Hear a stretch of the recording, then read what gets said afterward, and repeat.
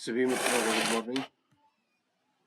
आशा आप सब अच्छे होंगे और पढ़ रहे होंगे।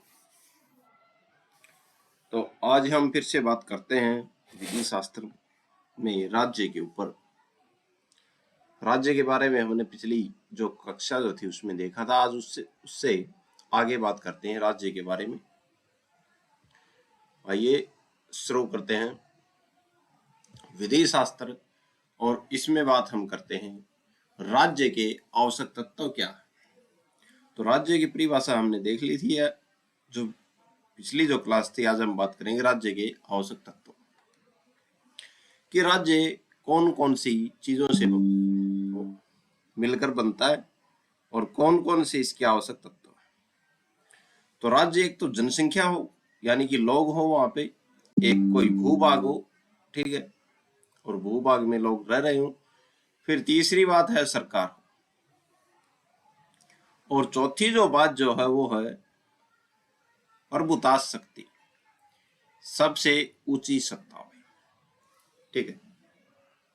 अगर इनमें से एक भी चीज नहीं है तो वह राज्य नहीं कहलाएगा, ठीक है। जनसंख्या होनी जरूरी है, भूभाग, सरकार और प्रभुता शक्ति, ठीक है। अगर इनमें से एक भी चीज नहीं है तो वो राज्य नहीं कहलाता है, ठीक है। ये चारों के चारों क्या है, इसके तत्व हैं, इसके चीजें हैं, किसके, राज्य के। आगे बात करते हैं। पहले बात करते हैं जनसंख्या। राज्य में लोगों का होना जरूरी है, बिना इंसानों के राज्य नहीं बन सकता, ठीक है। राज्य मतलब संगठित लोगों का समूह जो एक जगह मिलकर रहते हैं। तो पहले जनसंख्या का होना जरूरी है। आगे बात करते हैं।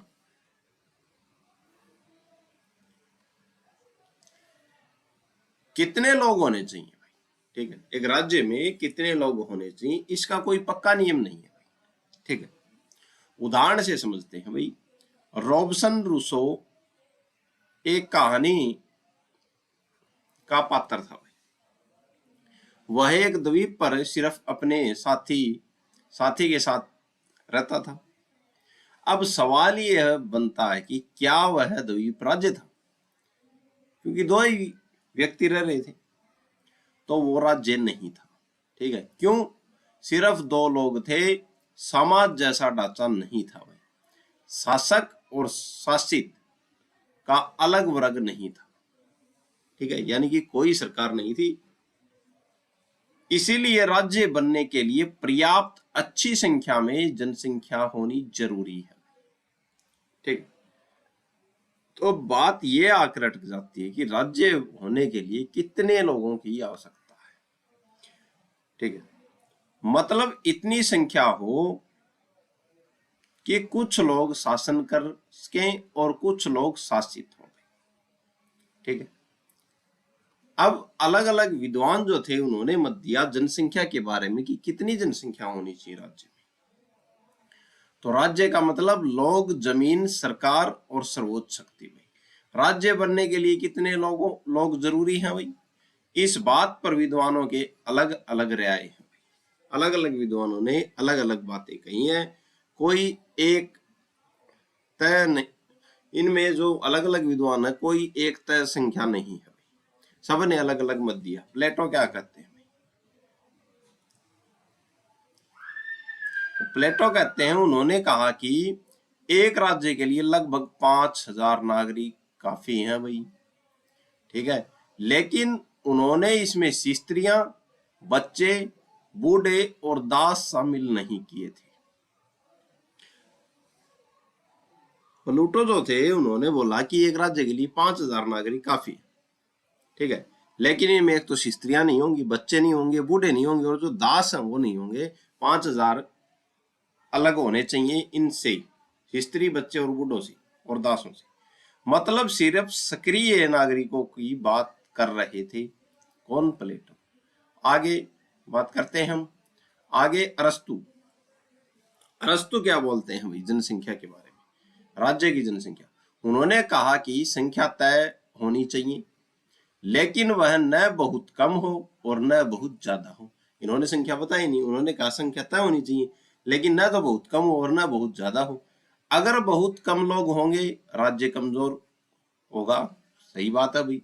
अगर बहुत ज्यादा लोग होंगे सही शासन चलाना मुश्किल होगा भाई। ये बात किसने की थी? रूसो।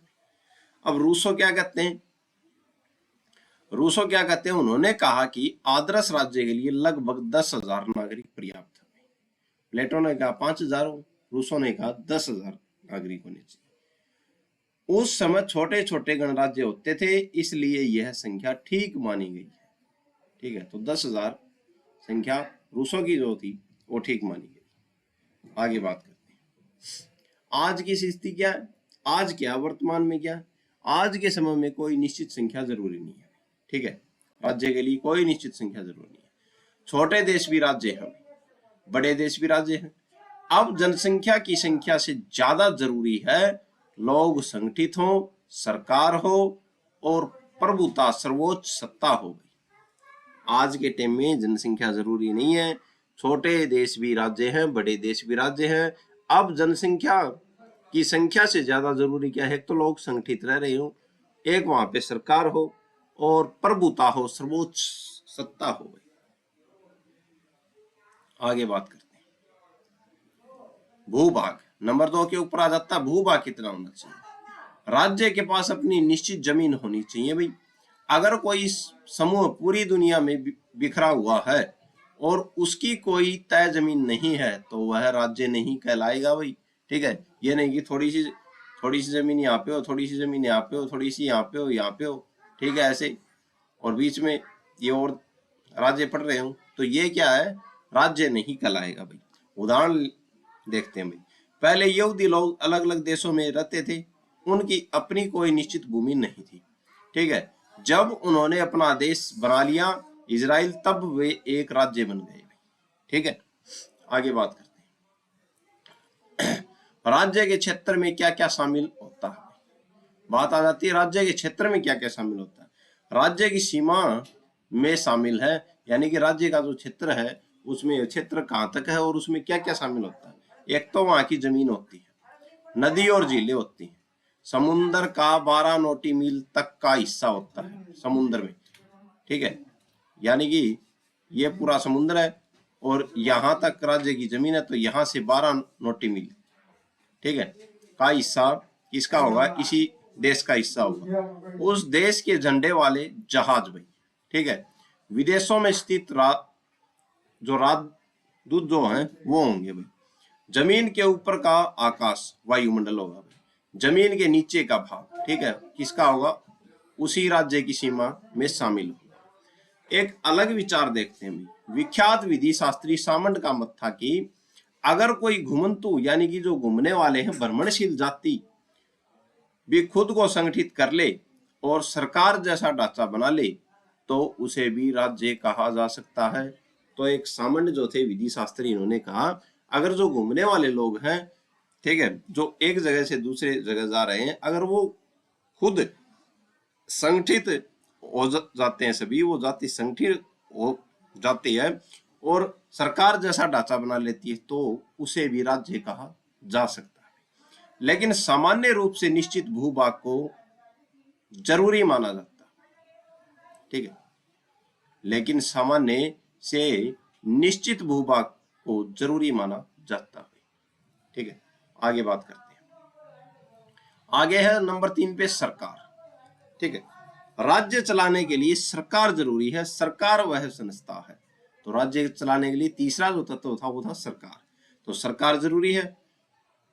सरकार वह संस्था है जो कानून बनाती है, कानून लागू करवाती है, देश की सुरक्षा करती है, शांति व्यवस्था बनाए रखती है। ठीक है, विचारक थे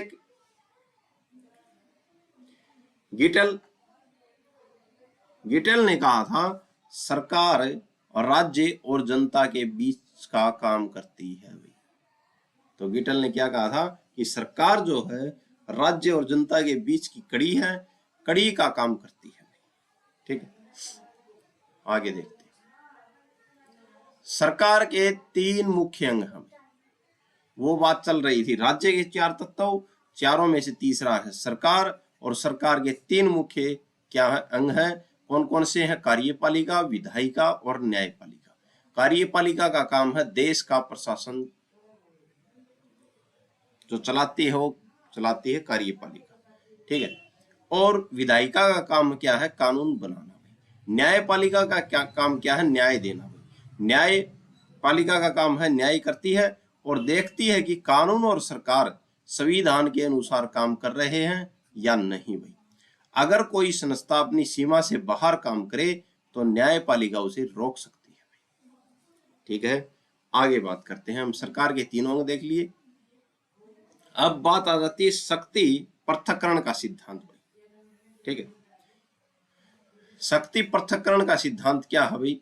इसका मतलब है कि तीन अंग यानी कि कार्यपालिका, विधायिका और न्यायपालिका अपनी अपनी सीमा में रहकर काम करेंगी भाई। इसे ही बोलते हैं शक्ति पृथक्करण का सिद्धांत। एक दूसरे के काम में दखल न दें, ठीक है। तीनों अलग अलग काम करें लेकिन एक दूसरे के काम में दखल न दें, ठीक है। सबसे इसी को बोलते हैं शक्ति पृथक्करण का सिद्धांत भाई। यानी कि राज्य राज्य लोग होंगे, जमीन होगी, सरकार होगी, उच्च शक्ति होगी। सरकार कानून बनाना, लागू करना और न्याय करना, ठीक है। आगे बात करते हैं।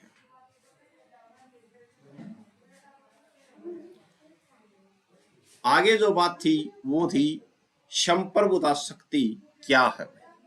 तो जो राज्य का चौथा जो तत्व था वो था संप्रभुता शक्ति। संप्रभुता का मतलब है राज्य की सबसे ऊंची और स्वतंत्र शक्ति में, मतलब राज्य के अंदर कोई उससे बड़ा नहीं हो, ठीक है। बाहर से कोई देश उसे नियंत्रित न करे। यानी कि राज्य जो है, संप्रभुता शक्ति क्या है कि राज्य अपने आंतरिक और बाहरी मामलों में स्वतंत्र हो, वो अपने फैसले खुद ले सके, ठीक है, बाहरी देश के नियंत्रण में न हो। राज्य के अंदर कोई उससे बड़ा न हो, बाहर से कोई देश उसे नियंत्रित न करे। इसे ही राज्य का असली अस्तित्व तय होता है, ठीक है। संप्रभुता अपनी मर्जी से फैसले लेने की शक्ति होती है भाई, किसी और के अधीन न होना भाई, ठीक है, ये होती है संप्रभुता। आगे बात करते हैं। तो राज्य की जो चौथी जो तत्व था वो था संप्रभुता, वो हमने देखा। अब ऑयस्टीन क्या कहते हैं भाई इसके बारे में?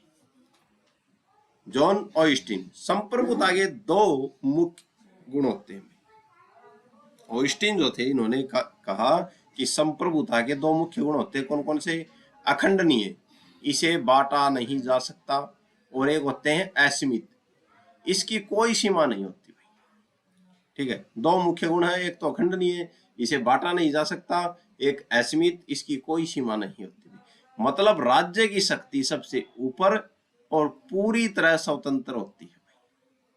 लेकिन आज की सच्चाई क्या है? आज कई देशों में संघीय शासन प्रणाली है, ठीक है, जहां शक्ति केंद्र और राज्य में बटी होती है, ठीक है। इसलिए ऑयस्टीन का पूरी तरह असीमित शक्ति वाला विचार आज पूरी तरह सही नहीं माना जाता, ठीक है। ऑयस्टीन ने कहा था एक तो इसे बांटा नहीं जा सकता और असीमित यानी कि इसकी कोई सीमा नहीं होती। लेकिन क्या है, आज के टाइम में संघीय शासन प्रणाली है जहां शक्ति केंद्र और राज्य में बटी हुई है भाई। इसीलिए ऑयस्टीन का पूरी तरह असीमित शक्ति वाला विचार आज पूरी तरह से सही नहीं माना जाता। आगे बात करते हैं ब्राउन के विचार। तो विधिवेता ब्राउन जो थे इन्होंने क्या बोला संप्रभुता के बारे में? राज्य संप्रभु होता है, ठीक है, लेकिन उसकी शक्ति उसके तीन अंगों में बटी होती है। ये बात किसने कही थी? ब्राउन ने कही थी। कौन कौन सी है वो? विधायिका, कार्यपालिका, न्यायपालिका। विधायिका कानून बनाने की शक्ति है, कार्यपालिका प्रशासन की शक्ति है, न्यायपालिका न्याय की शक्ति है। ये बात ब्राउन ने कही थी कि संप्रभु होती है लेकिन उसकी शक्ति उसके तीन अंगों में बटी होती है, ठीक है। राज्य संप्रभु होता है लेकिन उसकी शक्ति क्या है? उसके तीन अंगों में बटी होती है। आगे बात करते हैं सामंड। सामंड ने क्या विचार दिया भाई संप्रभुता के बारे में? संप्रभुता पूरी तरह से असीमित नहीं है भाई, ठीक है, उस पर कानूनी सीमाएं हो सकती हैं, ये बात कही थी किसने? सामंत ने। उन्होंने कहा कि ऑयस्टीन ने सीमित शक्ति और अधीनता में फर्क ठीक से नहीं समझा। ठीक है, तो सामंत ने क्या कहा कि ऑयस्टीन जो थे उन्होंने सीमित शक्ति और अधीनता में फर्क ठीक से नहीं समझा।